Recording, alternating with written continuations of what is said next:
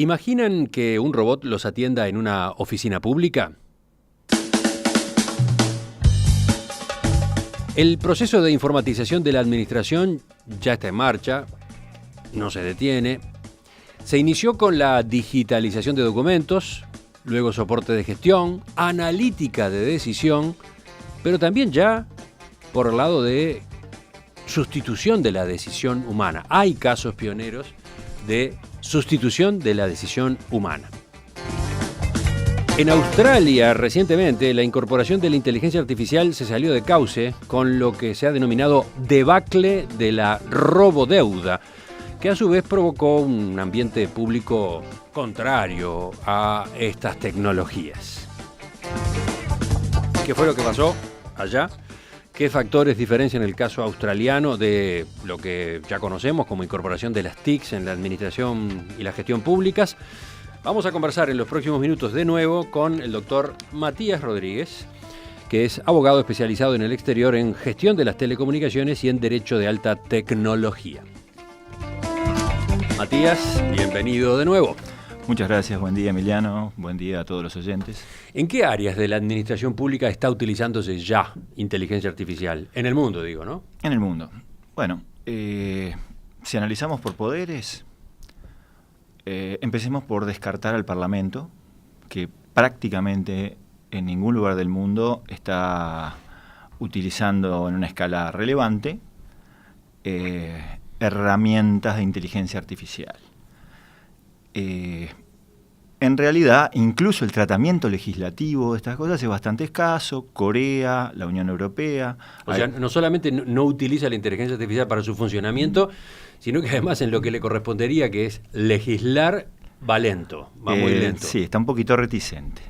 Ahora, alguna cosa interesante y nueva, más allá de la ley coreana pionera, en Alemania se ha formado una comisión para elaborar una ley de ética de la conducción autónoma para los autos robot, y el ministro en la inauguración ya anunció los 3 principios, digamos, que va a seguir esa ley, y pusieron de presidente de esa comisión al que era presidente hasta ese día del Tribunal Constitucional. O sea que va en serio, como en general hace las cosas Alemania. Bueno, pero decíamos entonces, en el Parlamento, en el Poder Legislativo, poca cosa.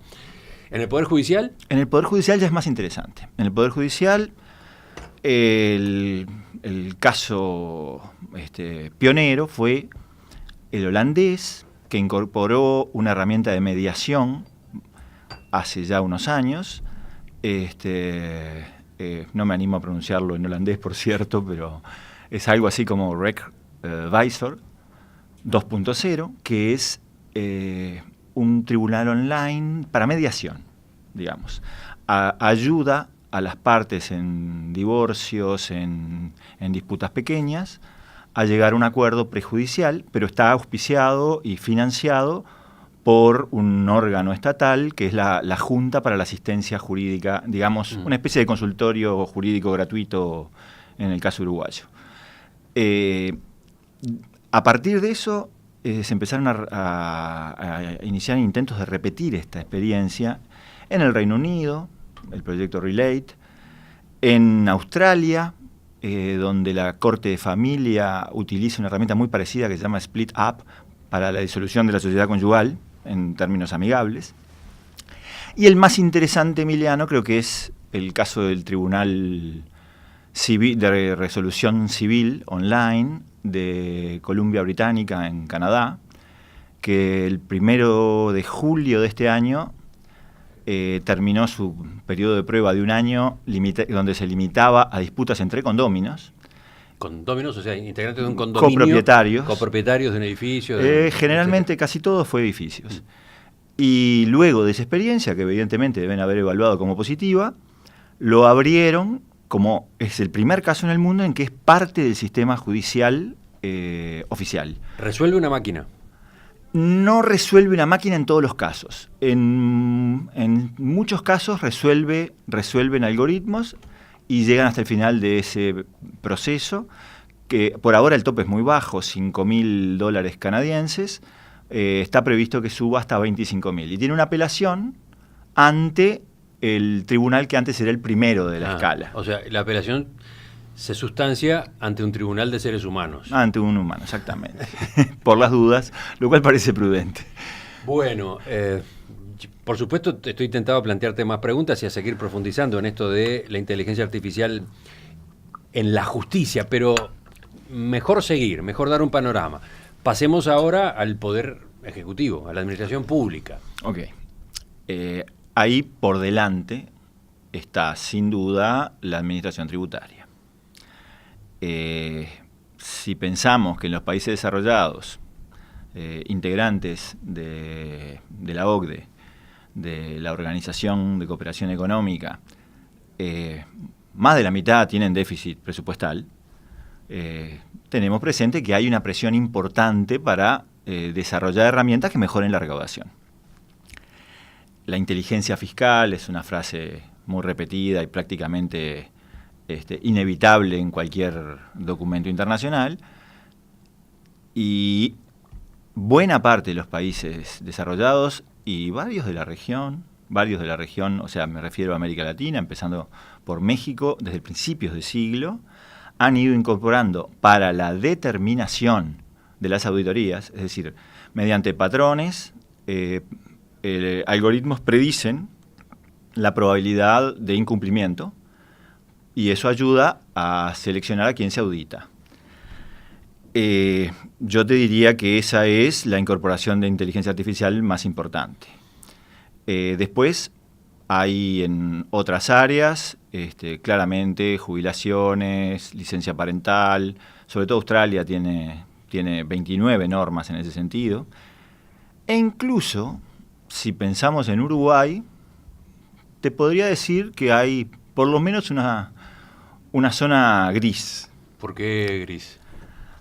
Bueno, yo cambié el pasaporte hace un par de meses y regresé al país, y la decisión de que este barbudo individuo de 1,85 y 100 kilos de peso, con ojos enrojecidos y cansado, ingresara al país, fuera autorizado a ingresar al país, la tomó un algoritmo predictivo de reconocimiento facial. Opa, mirá, estás colocando, claro, en esta categoría de la inteligencia artificial, estos aparatos que funcionan en los aeropuertos. Sí, claramente, porque... No, digo, subrayo eso porque es lo que tiene esta temática en la que andamos, ¿no? Para mucha gente suena a algo lejano y de ciencia ficción, y por qué están en este momento hablando tanto de ese asunto, pero resulta que se nos está colando la inteligencia artificial y en algunos casos la estamos asumiendo con total naturalidad. Remarco eso por este ejemplo que estás dando.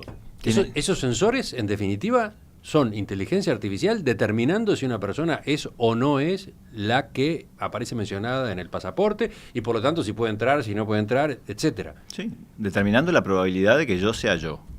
O sea, de que esta cara corresponda a mí. Antes eso lo hacía un ser humano. Un ser humano y... Ojo, también podía equivocarse. Claramente. ¿No? Claramente. Podían engañarlo. Lo cierto es que ahora lo resuelve un algoritmo, como tú decías. La pregunta, Emiliano, es si ese acto administrativo de admitirme al país no tiene cierta jerarquía. A ver, no es lo mismo que dejarme entrar a un estadio a ver un partido de fútbol o a un teatro a ver una obra.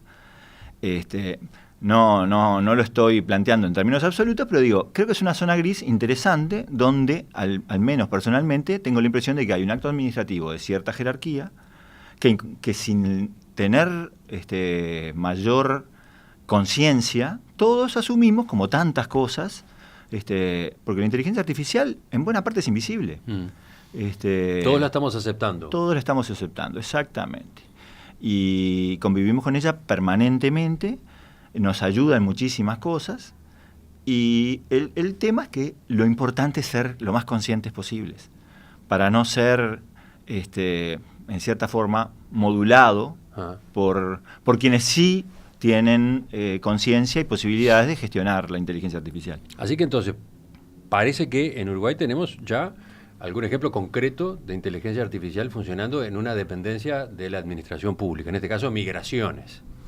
Sí, estoy hablando específicamente de lo que sería un acto administrativo adoptado directamente por un sistema predictivo, un sistema basado en algoritmos donde no hay una persona humana que toma esa decisión. Seguramente se le imputa al jefe de esa dependencia, pero no fue el jefe el que la adoptó. Yo entré, nadie me impidió pasar y no hablé con ningún ser humano.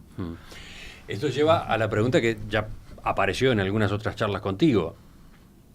Ese aparato, ese que toma las decisiones, que dice Matías Rodríguez pase, ¿termina siendo, de hecho, un funcionario público? Bueno, esa es muy interesante, pero no, por ahora te puedo decir que no. Que formalmente es el encargado de no sé qué, bárbaro. Pero ¿vamos a tener robots asimilados a funcionarios públicos? Razonemos, basándonos en lo que conversamos hace algunas semanas, la propuesta del Parlamento Europeo a la Comisión para que dicte directivas, incluyendo el reconocimiento a mediano o largo plazo de la persona electrónica para los sistemas robóticos más sofisticados, como dice la resolución del Parlamento. Si revisamos la ley uruguaya, la 19.121, la reciente que modificó el Estatuto del Funcionario Público de la Administración Central, o prácticamente todo el TOFUP, el texto ordenado de normas sobre los funcionarios públicos, nos podemos encontrar que las palabras que se usan son persona, y si pasa el tiempo y Uruguay sigue el ejemplo que adoptaría la Unión Europea, y hay robots que son personas, está incluido. La normativa no habla de seres humanos. En ningún lado habla de seres humanos. Dice persona, otros artículos dicen individuo. Ajá. Hay la definición específicamente, lo que pide, la definición de funcionario público de la Administración Central, lo que pide es que sea un individuo, que lo es, que haya sido incorporado legalmente a un organismo del Poder Ejecutivo, que en este caso así sería, y también que esté sometido a subordinación trabajando en el interés general o algo así. Todo eso se cumple. Ahora, hay una norma más, la prohibición de discriminación, porque además dice que no habrá en el ingreso discriminación ni de género, ni de pertenencia a minorías, ni por discapacidades, ni de ninguna otra índole. Así que, si fueran personas, se complicó. La única norma que puedo objetar es que en los requisitos se pide la ciudadanía natural o legal. Y se complicó. Y sí, ya ¿cuál es la votar me parece difícil. O sea, ¿cuál es la ciudadanía de un robot? Tendría que ser declarada y requeriría modificaciones importantes normativas que seguramente va a haber quien diga que requieren modificaciones constitucionales y quien diga que no. En Perspectiva, periodismo con vocación de servicio público. Matías, para ir redondeando la charla de hoy, te propongo que veamos el caso de Australia, del escándalo, ese escándalo de la robodeuda. ¿Qué fue o qué es? Australia es un país que en cierta forma está más orgulloso aún que Uruguay de su avance en la digitalización. Han sido pioneros, y si bien la GESIC que tenemos ahí enfrente tiene un rol de liderazgo en la región, los australianos sienten que ellos tienen un rol en esto de liderazgo en el mundo. Y en el 2001 se incorporaron a varias leyes normas prácticamente iguales. En el 2001 fueron 3, pero después se siguieron copiando y hoy son 29. Dicen, en la Ley de Seguridad Social del 99 se incorporó un artículo 6A que dice que el secretario, es decir, el ministro, en este caso de Servicios Humanos, lo cual es bastante gracioso el nombre y el caso, puede disponer que computadoras resuelvan temas de su cartera para los que él tiene potestad de decidir. Y dice que, si bien que la fecha de la resolución será la que resolvió la computadora, el día que resolvió la computadora, se imputa al ministro. O sea, la situación perfecta de todo subordinado. Decide el subordinado, pero la culpa es del jerarca. Y el jerarca asume, sin ningún problema. El jerarca asumió sin ningún problema hasta julio del 2016. Hasta allí se habían incorporado sistemas de soporte a la decisión. Habían llegado a esa tercera fase, que es la vanguardia hoy. La cuarta sería la sustitución. Y lo que entendía o resolvía el sistema se le informaba a un humano, llamémosle el gerente Smith. Y el humano era el que en definitiva resolvía. Y el humano hacía un análisis extra y firmaba, ¿o no? Y firmaba, lo pasaba, o pedía que lo analizaran de vuelta, o lo ponía en lo que quizás los australianos llamen la canasta de las cosas que requieren una meditación más profunda. Pero se dio un paso más. Pero se dio un paso más. Y en julio, justamente al terminar un proyecto de incorporación de sistemas analíticos muy avanzados, que concentran datos de todo el Estado australiano, y se dispuso que recalcularan en un cierto periodo de tiempo, además se agregó que el sistema directamente imprimiera las cartas de deuda y las enviara. ¿Deudas de, recordemos? Estamos, en este caso, específicamente de los pagos de seguridad social realizados anteriormente. Entonces, este sistema verificaba si no había habido sobrepagos, porque en realidad el empleado o el empleador habían declarado erróneamente, o la situación de alguna de dos personas no había sido adecuadamente definida. Ahí desapareció el gerente Smith. El primer impacto. De julio 2015 a julio 2016 hubo 20.000 intervenciones de este tipo en un año. A partir de allí fueron 20.000 por semana. Esto quiere decir que 170.000 australianos repentinamente se descubrieron deudores. Es que ese funcionario público trabaja rápido. Sí, es muy rápido. Es muy rápido. Ese nuevo funcionario público. Es muy rápido, y la norma... Acá hay un tema de diseño de la norma. Las normas están diseñadas, tanto las leyes como incluso las normas deportivas, están diseñadas para ser aplicadas por humanos. Y hay un elemento que la literatura recién ahora está empezando a descubrir, que es llamémosla, retroalimentación del impacto. Te pongo un ejemplo con lo que estábamos hablando, Emiliano. El gerente Smith veía, por ejemplo, que a las madres con discapacidad se les había pagado un porcentaje excesivo porque no se había... el sistema descubre que durante un año se le pagó a las madres con discapacidad un porcentaje excesivo. El gerente Smith leía eso y pensaba, yo esto no lo firmo, como tú dijiste. Pero bueno, corresponde firmarlo, sí, pero el ministro es otro, no es el que decidió esto. Y esto no tiene mucho sentido. Vamos a analizar bien. Esa retroalimentación, en cierta forma, era lo esperado por la sociedad. Como es esperado en un partido de fútbol, que en un clásico el juez no vea como penal algunos pequeños roces que de repente en un partido menos importante pueden calificar como penal. Pero el algoritmo no tiene esa cintura. El algoritmo no tiene esa cintura. El algoritmo por lo menos la no norma. Se lo programó con esa cintura. Es difícil programarlo con esa cintura. Lo cierto es que no la tiene. Y además es ilegal esa cintura. Y ahí se armó un bruto problema. Ahí se armó un bruto problema. En realidad estuve mirando y el promedio de tweets del escándalo era más de 400.000 por día. ¿Qué sucedió? El ombudsman hizo una investigación de 4 meses. En cierta forma tranquilizó al gobierno de Trump. El gobierno es del Partido Liberal, con lo cual tenemos a todos los laboristas en contra de la inteligencia artificial en este momento. Se inició una especie de cacería de sitios para que la gente denunciara dónde estaban sustituyendo a los humanos por los robots. Una cacería de robots.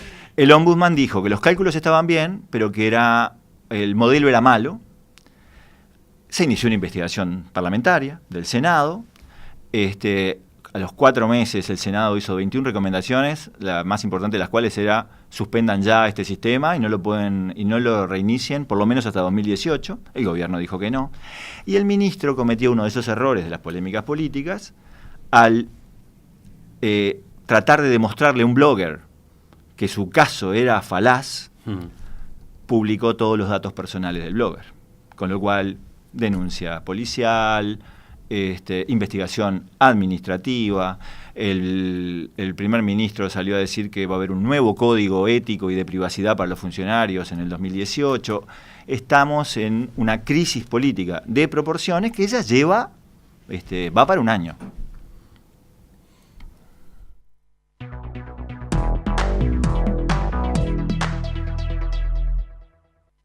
Ahí estamos justo en el límite, ¿no? Ahí estamos en el foco de estas conversaciones contigo, Matías. Los desafíos éticos y jurídicos de la inteligencia artificial, en este caso en la administración pública.